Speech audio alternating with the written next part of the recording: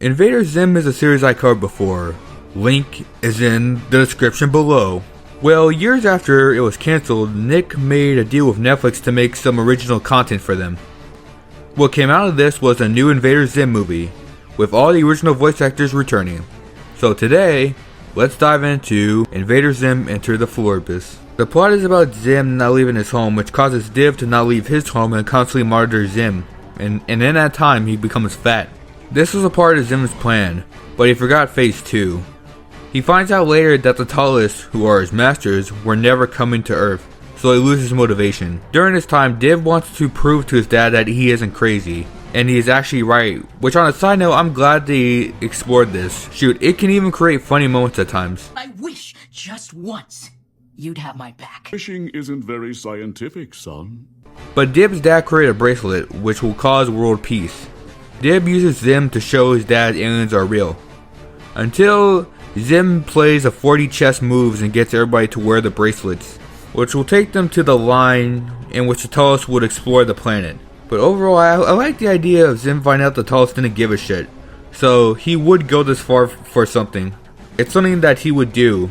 Shit, he even does this at certain points, bringing the Tallest to him in one episode. So Dib and Gaz take ship to the prison in which their dad is being kept. But they find their dad, but it turns out he thinks it's all an hallucination. I don't know how you can be this smart and this incredibly stupid, but it happens. While this is happening, there's a florist that will suck up the earth and kill everybody on it, including Zim, but Zim just writes it off as, oh, his masters will be there before.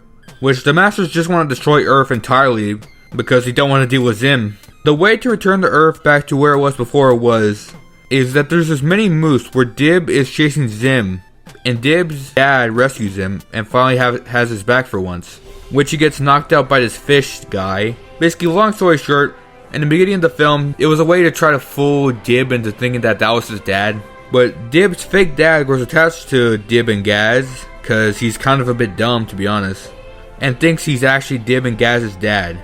So he gives the moose to them, but they enter the forest, in which we get a cool animation switches, until Dib's dad sends them back to how it was before. Oh yeah, Zim's masters go through the Florpus, and which now they're probably dead because they entered. Anyways, everything goes back to normal except for this fish motherfucker still staying with them for some reason, and Dib's dad being in denial thinking it's a hallucination. Zim tries to contact the Tallest, in which obviously they're changing animations and then they die. So yeah, that's the end of the film. Overall, I like this film. The lighting and the animations being amazing, especially towards the beginning and end. It's a good movie, although if you haven't watched Invader Zim, I wouldn't watch it because there's a lot of stuff that would go over your head if you haven't watched it.